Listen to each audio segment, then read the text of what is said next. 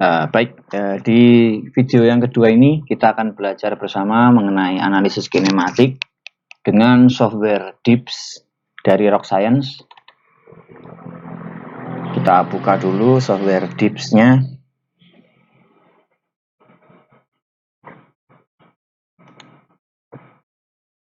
Di sini saya menggunakan software DIPS dengan software trial. Oke, langkah yang pertama adalah kita membuat new file.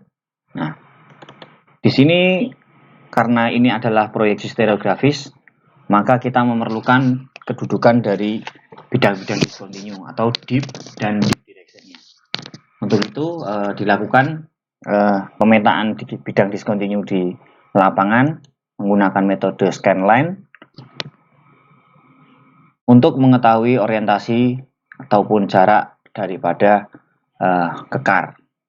Namun dalam orientasi atau analisis kinematik ini kita hanya memerlukan orientasinya saja, yaitu dip direction dan dips-nya atau kemiringannya. Maka kita kopikan data dari kedudukan bidang discontinue yang kita dapat dari lapangan ke software DIPS-nya. Paste. Ini kita hapus ya.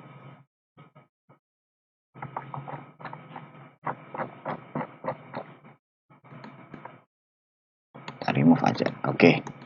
Setelah kita input atau kita masukkan data yang kita peroleh dari lapangan, kita akan melihat proyeksinya, yaitu dengan langsung saja ke kontur presetnya. Kita klik kontur preset. Nah, ini merupakan proyeksi dari titik-titik ini merupakan proyeksi dari setiap kedudukan kekar yang kita masukkan tadi. Jadi di sini terdapat 303 kedudukan kekar. Berarti di sini ada 303 titik dengan konsentrasi atau density digambarkan melalui warna ini. Jadi semakin merah di sini, titik merah ini merupakan titik dengan jumlah kekar yang banyak di kedudukan tersebut gitu.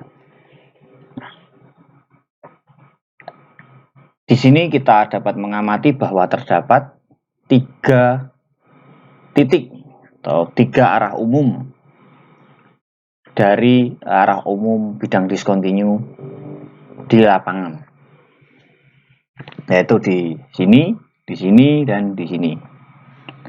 Nah, kita akan mulai analisis kinematik dengan analisis atau dari proyeksi stereografis ini. Pertama, kita hilangkan saja titik-titik ini supaya tidak mengganggu, karena kita cuma membutuhkan arah umumnya. Dapat kita hilangkan dari jendela di sebelah kiri ini, di mana jendela ini mengatur apa yang ditampilkan pada layar.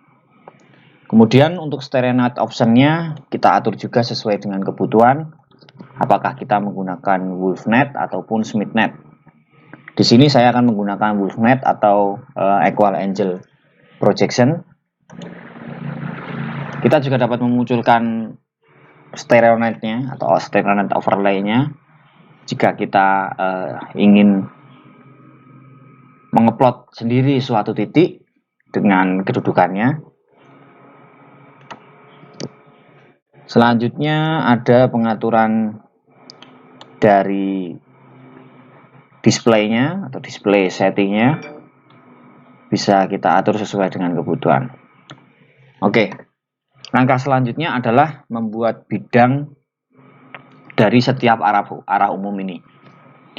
Di sini saya akan menggunakan automatic, atau di sini adalah membentuk set kekar dengan cluster berdasarkan cluster atau range tertentu gitu. Dari limit cluster size itu berapa derajat gitu. Biasa kita menggunakan 20 derajat sampai 30 derajat. Untuk lebih detail atau spesifik kita menggunakan 20 derajat. Oke, kita arahkan ke arah umumnya. Bisa kita mulai ini sebagai arah umum yang pertama. Kita klik, kemudian enter. Nah, maka akan terbentuk bidang yang mewakili arah umum pada kekar di dalam sini, dalam kontur ini. Kita lanjutkan dengan join set yang kedua. Sama dengan limit 20 derajat.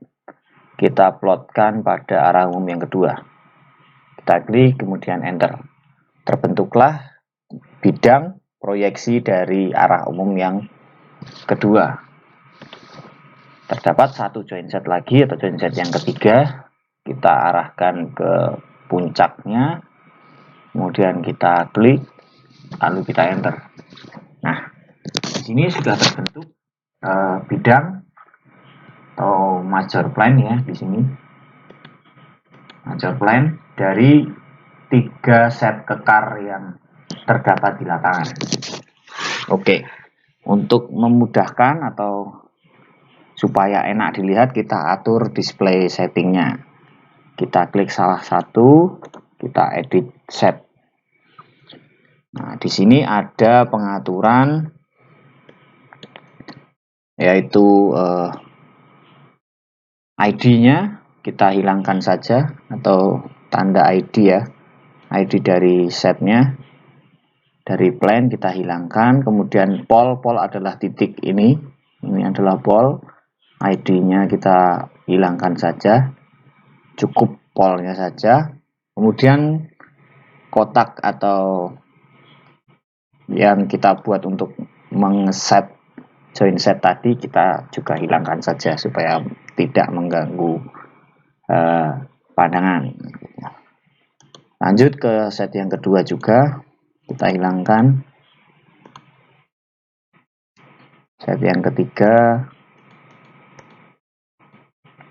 Oke,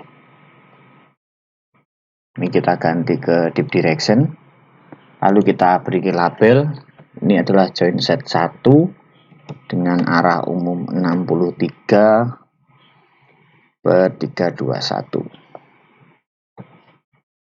Kemudian join set 2 72 83 derajat. Jadi selalu diingat ya, penulisan atau notasi dari arah kedudukan, di mana di sini kita menggunakan deep garis miring deep direction atau kemiringannya dulu baru arahnya. Oke. Ya sudah, kita klik OK. Nah, terdapat 3 join set tadi ya dengan labelnya. Oh, ini yang ini masih salah. Kita ubah yang join set 3. Oke, seperti ini.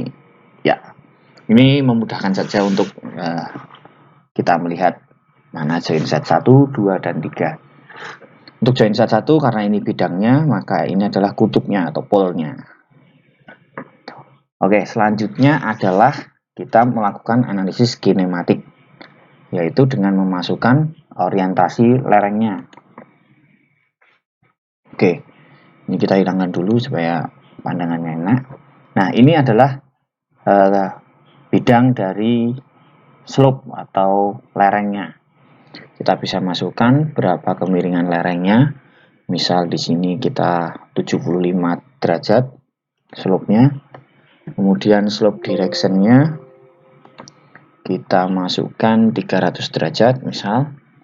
Dan friction angle. Nah, friction angle atau sudut gesek dalam ini kita dapatkan dari uji laboratorium. Atau uji kuat geser triaksial. Dapat juga melalui pendekatan Hubron. Kita masukkan nilai sudut gesek dalamnya. Misalkan di sini saya 35 derajat. Untuk slope-nya kita ubah jadi 315. Misal seperti ini. Nah, jadi ini adalah bidang dari bidang lerengnya. Oke, untuk lateral limit ini adalah tadi toleransi dari arah umumnya yang akan kita gunakan.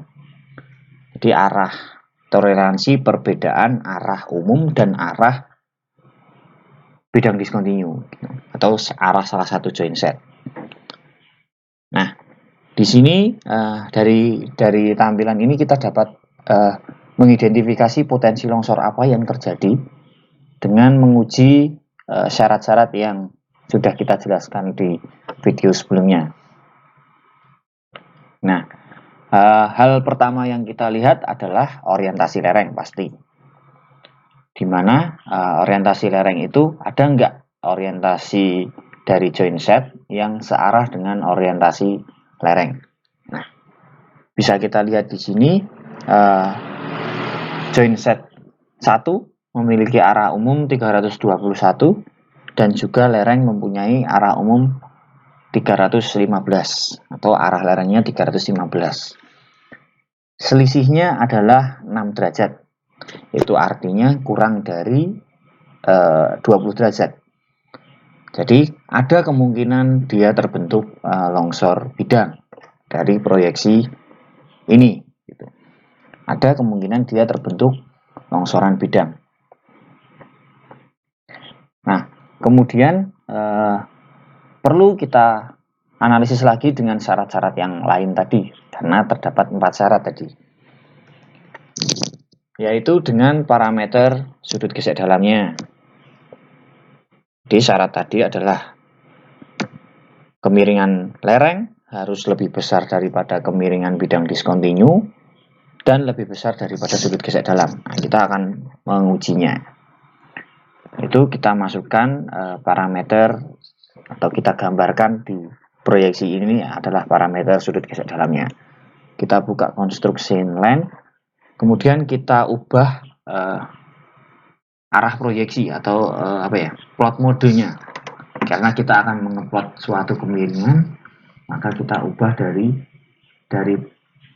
pole vektor atau kutub, kita ubah jadi dip vektor atau kemiringan.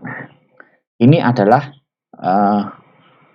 proyeksi dari sudut gesek dalam yang kita masukkan dari sini. Misal ini kita ubah, dia akan berubah. Misal kita masukkan 45, dia akan berubah.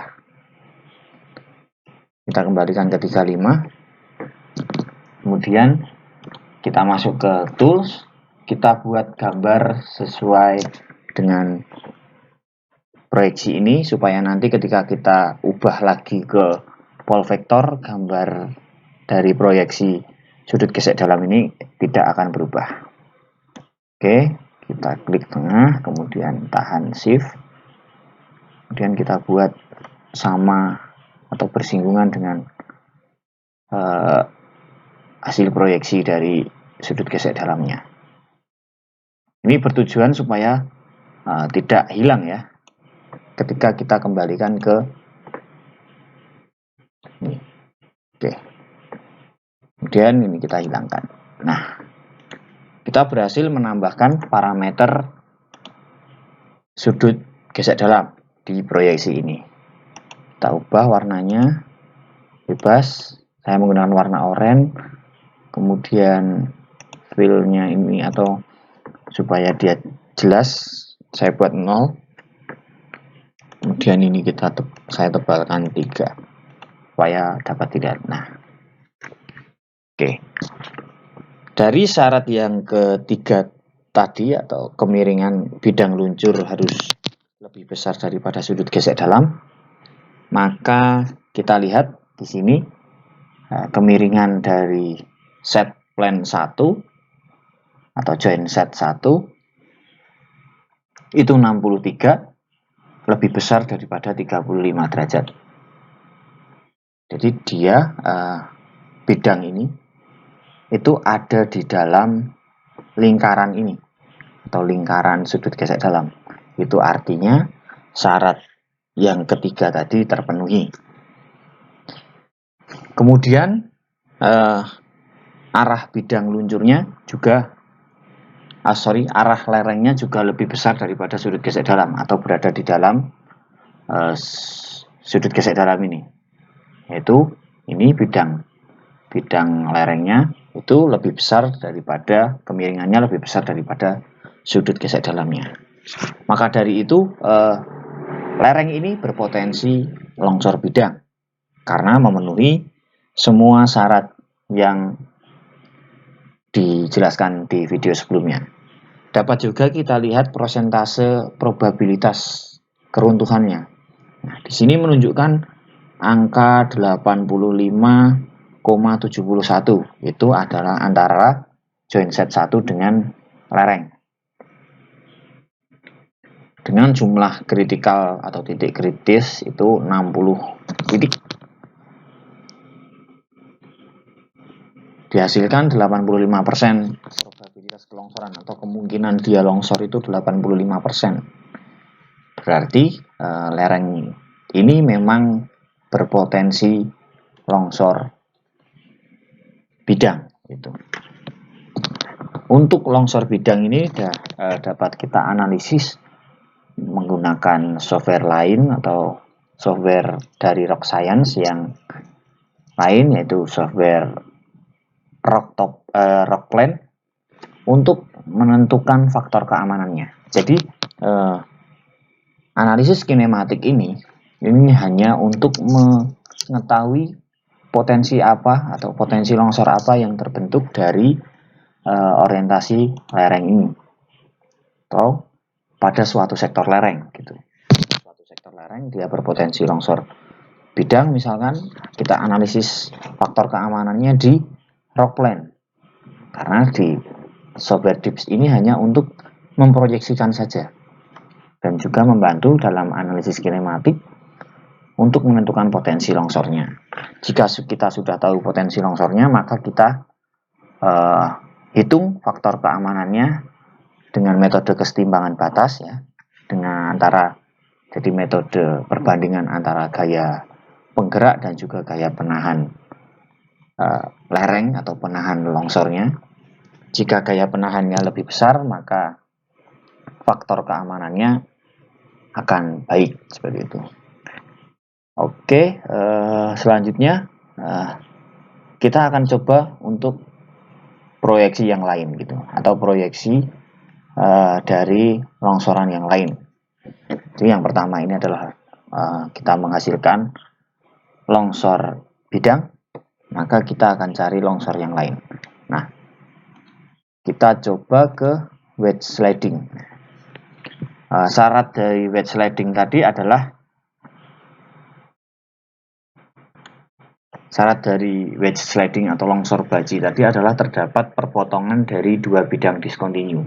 Oke, di sini terdapat 3 perpotongan ya berarti, karena ada 3 joint set, terdapat 3 perpotongan antar joint set. Nah, kemudian syarat yang lain adalah arah dari joint set atau arah dari perpotongan joint setnya itu searah dengan arah lereng.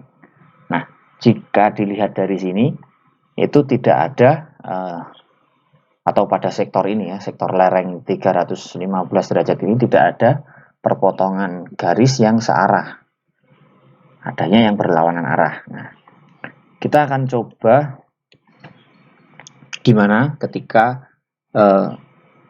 ini terjadi pada sektor lereng yang lain, atau saya akan merubah arah dari lerengnya. Misal dia lereng itu mengarah ke arah 155, seperti kurang 135, kita coba. Nah, dia arah lereng yang ini itu searah dengan perpotongan antara joint set 3 dan joint set 2. Berarti untuk syarat baji yang pertama, dia itu berpotensi karena terdapat perpotongan garis di depan muka lereng atau searah dengan muka lereng. Kemudian kita lanjut ke parameter yang kedua. Nah, untuk itu kita harus tahu dulu nih kedudukan dari line of intersection-nya ini, atau kedudukan dari si perpotongan ini gitu. Jadi kita harus tahu kedudukannya, yaitu dengan cara kita intersection kalkulator, atau kita mengetahui garis perpotongannya ini punya kedudukan berapa. Itu kita pilih ke tools, kemudian intersection kalkulator from dua bidang atau dari dua bidang. Jadi yang pertama adalah join set 3 dan join set 2. Kita klik di join set 3 dan juga kita klik di join set 2. Nah, di sini terdapat range dan plank, yaitu 133 itu adalah arah dari bidang perpotongannya ini, dan juga kemiringan dari bidang perpotongannya, yaitu 133 dan 63. Oke, berhasil kita dapatkan perpotongannya ini gitu. Ya, itu bisa kita hilangkan dulu. Yang penting kita udah tahu kedudukannya. Nah, kedudukannya adalah 133 dengan kemiringan 63. Lalu kita cek kembali syaratnya, di mana sudut kemiringan garis potong harus lebih kecil daripada kemiringan lereng. Kemiringan garis potong adalah 63, atau plansnya adalah 63, itu lebih kecil daripada 75, berarti memenuhi. Kemudian kita cek berdasarkan sudut gesek dalamnya, di mana sudut gesek dalam harus lebih kecil daripada kemiringan bidang perpotongan ini atau plansnya. Itu plansnya 63, sudut geseknya 35, berarti memenuhi. Maka dari itu dapat kita simpulkan, dengan proyeksi stereografis seperti ini atau dengan orientasi lereng 135, itu lereng tersebut berpotensi longsor baji. Itu pun dibuktikan dengan probabilitasnya. Di sini bisa kita lihat probabilitas kelongsornya adalah 25%. Cukup besar. Dia berpotensi longsor sebesar 25%. Nah, maka lereng ini perlu kita analisis faktor keamanannya dengan metode kesetimbangan batas, atau dari rock science memudahkan kita untuk menganalisis faktor keamanannya dengan software rock SWITCH. Nah, oke, ini adalah analisis kinematik dari longsor baji. Kita coba ke longsor yang ketiga, yaitu toppling. Jadi toppling terdapat dua jenis, yaitu flexural toppling dan juga direct toppling. Yang umum adalah direct toppling atau blok jatuh langsung gitu ya, seperti yang kita jelaskan di video yang sebelumnya. Yaitu dengan 3 tes ya, ada alignment test, block shape test, sama interlayer shape test. Oke, ini kita hilangkan dulu. Adakah dari sini kemungkinan longsor toppling? Oke, kita hilangkan intersectionnya ini dulu, kita hilangkan. Kemudian ini tadi ya, kita hilangkan. Oke, kita kembali ke awal dari proyeksi stereografis ini. Adakah dia berpotensi longsor toppling? Gitu. Nah, longsor toppling tadi yang pertama adalah block slip test, block alignment test atau arah dari bidang discontinue berlawanan dengan arah lereng. Ini adalah arah dari lereng dan ini arah salah satu join set, atau di sini adalah join set 1. Nah, ini berlawanan. Berarti memenuhi syarat yang pertama atau block alignment test.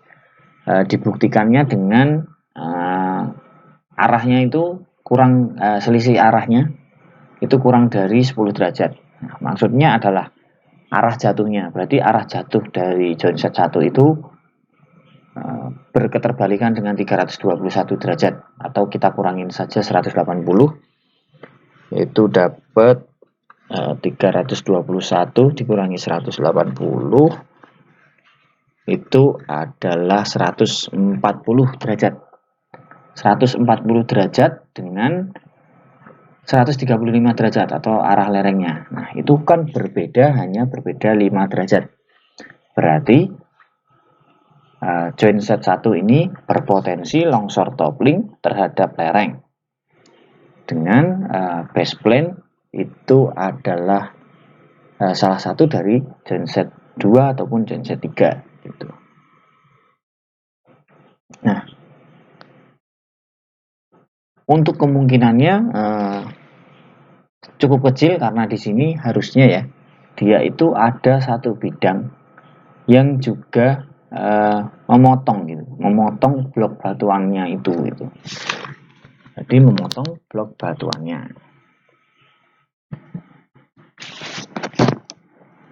Dari proyeksi ini kita bisa lihat bahwa tidak ada base plane atau bidang yang memotong dari maksudnya berketerbalikan dengan join set 1.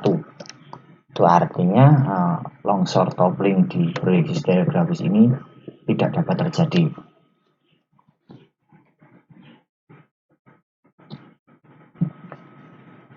Mari kita coba pada studi kasus yang lain, bagaimana longsor toppling itu dapat terjadi. Saya akan membukakan salah satu data bagaimana longsor toppling itu bisa terjadi. Ini adalah arah suatu lereng dengan kemiringan 82 derajat dan arah 300 derajat. Dan juga terdapat bidang lain atau join set, yaitu ada join set 1 dan join set 2. Join set 1 dengan 42 derajat 316 derajat is, dan join set 2 53 derajat dan 112 derajat is. Terdapat potensi toppling karena join set 1 arah umum lereng berketerbalikan atau berlawanan dengan join set 2. Jadi join set 2 ini berpotensi longsor toppling dengan base plane adalah join set 1 atau bidang yang memotong adalah bidang join set 1 dengan persentase probabilitasnya 76% dia akan berpotensi longsor toppling. Dibuktikan dengan yang pertama block alignment test, di mana arah dari lereng dikurangi arah jatuhnya batuan atau 112 ditambah 180 192 dengan arah umum lereng 300 berbeda 8 derajat, memenuhi block alignment test, yaitu kurang dari 10 derajat perbedaannya. Kemudian dengan block shape test, di mana kemiringan dari bidang base-nya atau base plane, kemiringan base plane yaitu 42 derajat, itu kurang dari lebih dari sudut gesek dalam atau 42 derajat lebih besar daripada 37 derajat. Itu memenuhi block shape test.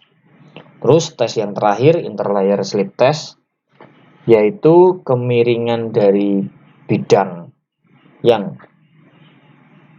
akan terguling atau join set 2 53 derajat lebih besar daripada 90 dikurangi 82, 90 dikurangi kemiringan lereng ditambah sudut gesek dalam, berarti selisih kemiringannya adalah 8 ditambah 37, yaitu 45. Nah, 45 itu kurang dari atau kurang dari 53, atau 53 ini lebih besar daripada 90 dikurangi 82 ditambah 37. Otomatis interlayer slip test memenuhi. Nah, dari itu longsor toppling dapat terjadi pada proyeksi stereografis di sektor lereng tersebut. Nah, demikianlah